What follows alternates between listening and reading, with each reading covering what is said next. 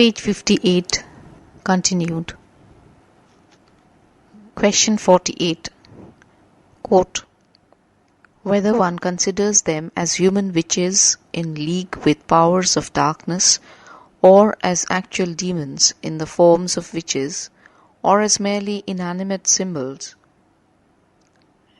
the power which they wield or represent or symbolize is ultimately demonic. Close quotes. Discuss the statement with reference to Macbeth. Answer. Professor Curry makes this observation about the witches, Shakespeare's philosophical patterns. Quote, Shakespeare's personal opinion of witchcraft is not known. Shakespeare took as material for his purposes the ideas about witchcraft that he found existing in people around him and in books like Reginald Scott's Discovery. He selected and improved, avoiding the merely ridiculous, dismissing, unlike Middleton, the sexually loathsome or stimulating, rehandling and heightening whatever could touch the imagination with fear, horror, and mysterious attraction. Shakespeare could not represent devils in a tragedy because they had acquired comic associations, but witches were tragic creatures who, quote, for the sake of certain abnormal powers had sold themselves to the devil, unquote.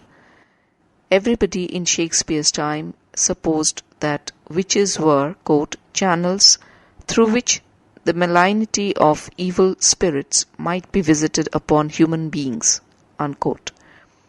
Professor Curry has argued that the Weird Sisters are in reality demons or devils in the form of witches.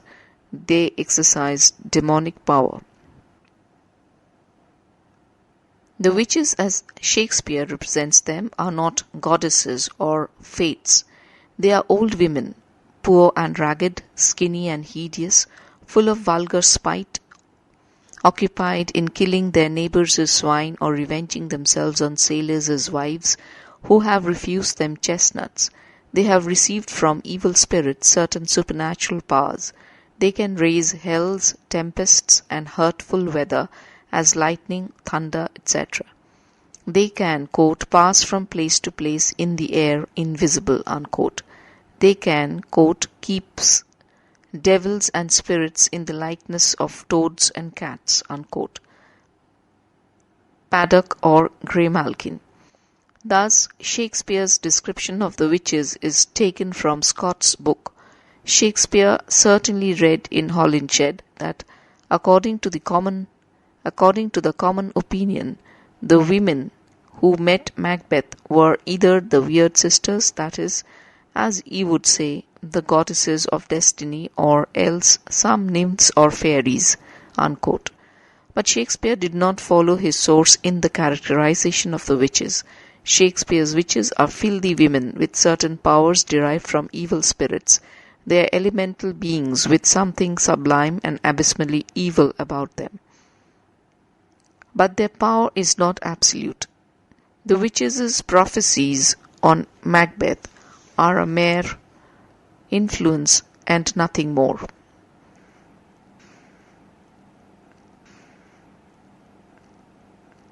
Page 59. There is no sign whatever in the play that Shakespeare meant the actions of Macbeth to be forced on him by an external power. They present to Macbeth dangerous circumstances which Macbeth has to tackle. They tempt Macbeth only because they know his ambitious dreams. Their prophecy of the crown does not dictate evil means of achieving it. It is morally neutral.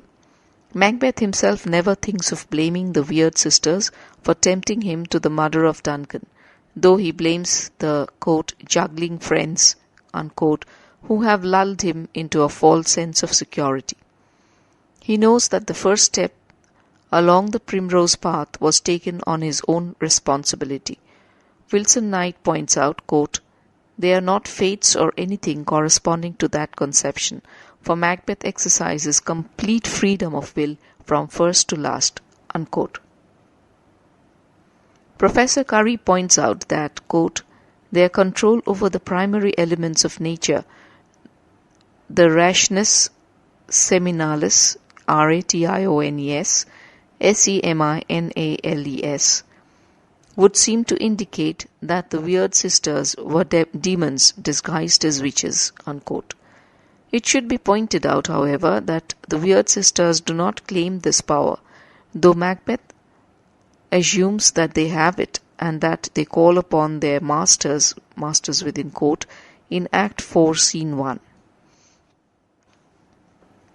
Yet it should be noted that the influence of the witches, or rather of the evil satanic forces they represent, is a pervasive one and seems to affect in some subtle, mysterious way both Macbeth and Lady Macbeth, and influences their thoughts and actions. Both Macbeth and Lady Macbeth are possessed within quotes. Dover Wilson points out that Lady Macbeth was invoking the powers of hell to take possession of her body, to suck her breasts as demons sucked those of witches. Macbeth also gave himself up to the devil. After the murder of Duncan, quote, his defiant impiety takes the form of a craving for destruction which involves far more than the death of individual human beings. Unquote. He knows that he has given his eternal jewel to the, quote, common enemy of man. Unquote. He speaks in Act 4, Scene 1, lines 52-62, of a time when the devil will not only have made an end of God's world, but would have rendered its creation forever impossible. Thus, devilish forces are at work in the drama, and the influence permeates the human agents. Question 49. Write a note on the atmosphere of the play Macbeth. Answer. See answer to question 45. Question 50. Can Macbeth be described as a villain hero? Give reasons for your answer. Answer. See answer to question 14. Question 51. Quote, Shakespeare uses the agency of the supernatural to intensify and illustrate human action and not to determine it. Unquote. Discuss with illustrative references to Macbeth. Answer. Seek answer to question 47. Question 52. Discuss the major theme suggested in the play Macbeth. Answer. The main themes of Macbeth are evil and its components: temptation, corruption, murder, and retribution. Wilson Knight observes, quote, Macbeth is Shakespeare's, quote, most profound and mature vision of evil. This is from The Wheel of Fire. Ambition is the evil to which Macbeth yields. Fate within and fate without work to rouse the ambition in him. Both Macbeth and Lady Macbeth are fired by ambition, and ambition is pride, a rebellion against the will of God and the order of nature. But they are essentially good. Macbeth is noble and gifted, and Lady Macbeth has the essential feminine instinct. They sacrifice their goodness to embrace evil, and thus they imperil their souls. Evil embraces the entire scheme of the universe. The tragedy is cast simultaneously on the planes of man. The tragedy is cast simultaneously on the planes of man, the state, the family, and the physical universe. Each is thrown into chaos by the sin of Macbeth.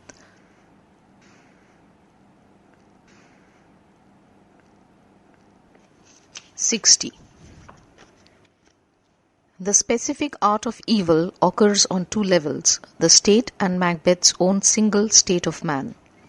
Single state of man within quotes. The crime is ethical and political, for Macbeth's murders are not only his kinsman and guest but his king as well, and its immediate end is to replace a divinely sanctioned monarchy with a tyranny built on usurpation. It is, quote, a sacrilegious murder, unquote, as king is the, quote, anointed temple of God, unquote. Once evil is unleashed, it corrupts all creation, not only man and the state, but the family and the physical universe. Shakespeare explores the process of corruption on these four interrelated planes. The physical universe is thrown out of harmony by the unnatural act of murder. The night is unruly. Quote, "Dark night strangles the travelling lamp." Unquote. Darkness image suggests the reversal of the order of nature. On the animal plane, a falcon is killed by a mousing owl, and Duncan's horses contend against obedience. Horses turn against their natural master and they eat each other. Evil pervades the natural order and the animal world. The bonds between man and the universe are snapped, and Macbeth is a sorrowful, lonely individual cut off from the family, the state, and the universe. Macbeth has subverted the political order by killing a virtuous and legitimate king. The tyranny of Macbeth's reign is in which, quote, "each new morn, new widows howl, new orphans cry, new sorrows strike heaven on the face," is set off by the initial description of the gentility and justice of Duncan's previous rule.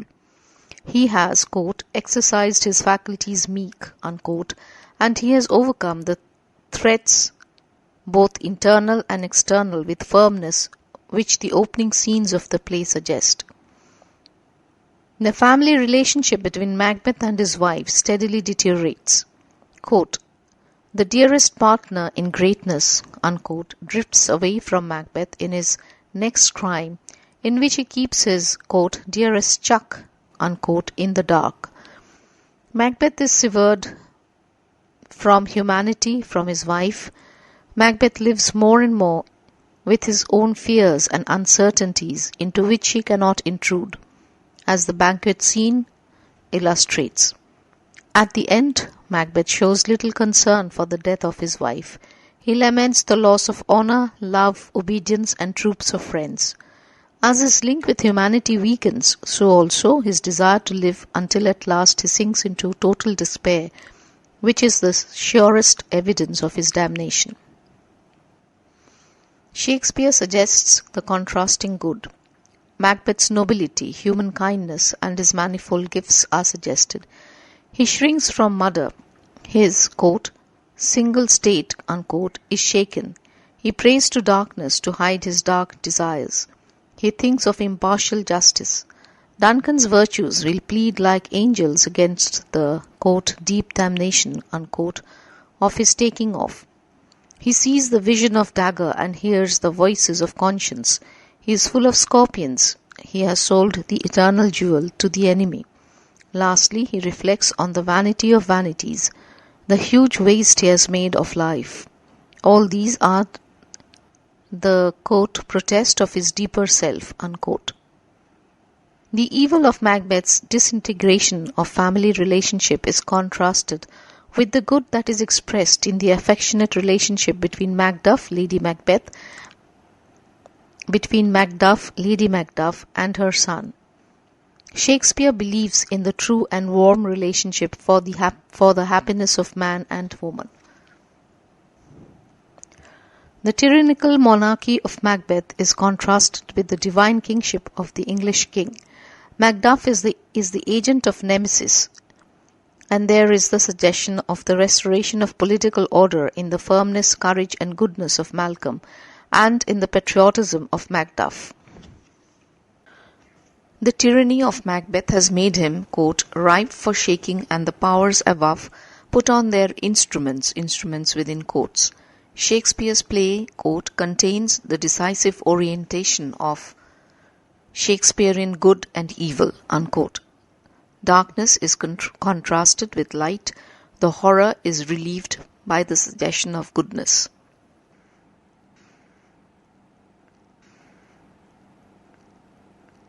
Page 61. Question 53. How are the themes of appearances and reality and ingratitude and betrayal worked out in the play Macbeth? Answer.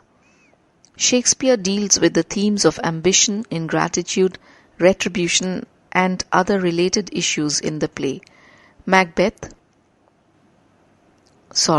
Shakespeare deals with the themes of ambition, ingratitude, retribution, and other related issues in the play Macbeth.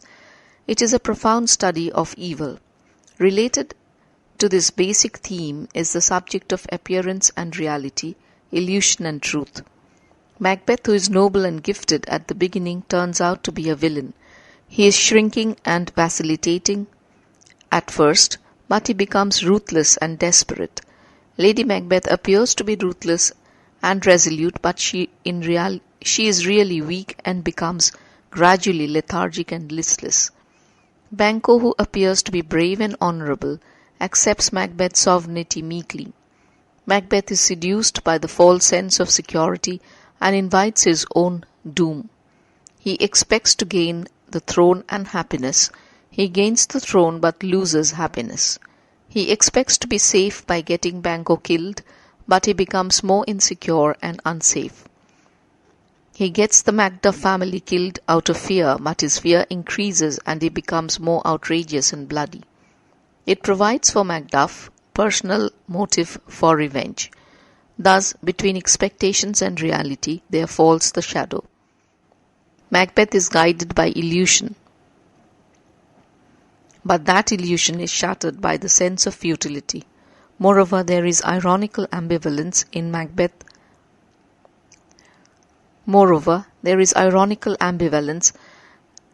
In the fact that Macbeth is guided by illusion, but that illusion is shattered by the sense of futility.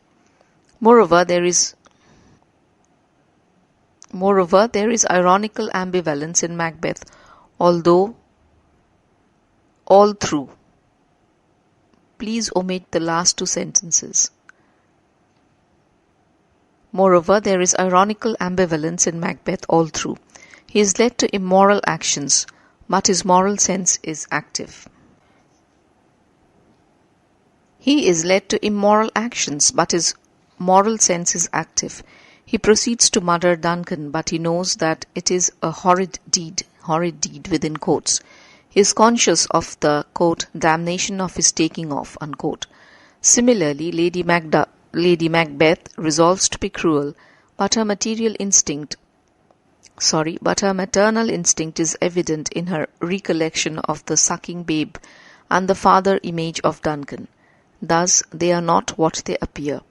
There is the ironical contrast between the knowledge of the audience and the ignorance of the characters.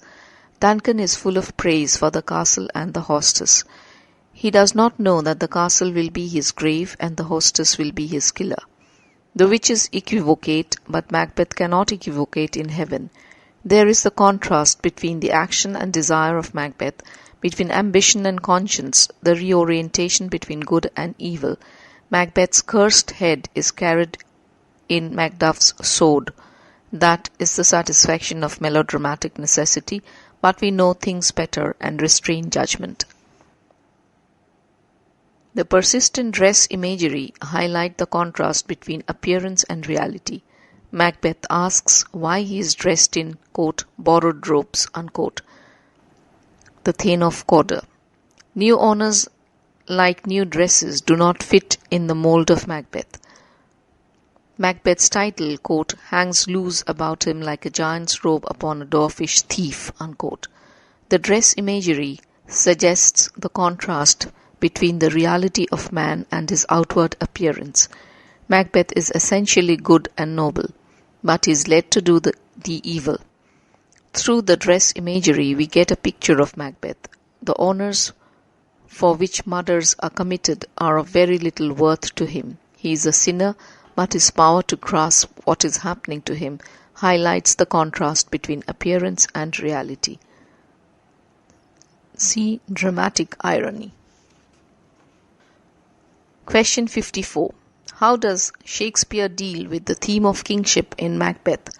What is his attitude to kingship? Answer.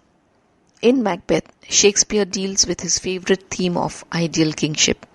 In his historical plays, This theme of true royalty has been suggested, and he has shown in Henry IV, Prince Hal, that is Henry V, has the makings of a true king. In the Malcolm Macduff conversation, Shakespeare indicates the king's becoming graces: justice, mercy, lowliness, devotion, patience, courage, verity, temperance, stableness, bounty, perseverance, fortitude, etc.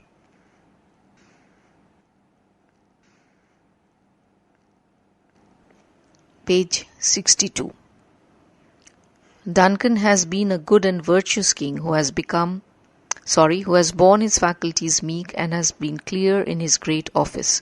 He has been the legitimate ruler who received the hearty obedience of all. He has been large-hearted in bestowing honours on those who deserve them. But Macbeth is a usurper, an illegitimate ruler. He cannot get the sincere obedience of the subjects. He gets their lip service and is deserted by them. He is in fear of disobedience and revolt. He rules by engaging spies at all houses, by unleashing forces of distrust and disorder. In Holinshed's chronicle, Macbeth, after killing Duncan, becomes the king and rules wisely and well for 10 years, shows, quote, great liberality towards the nobles of the realm, unquote.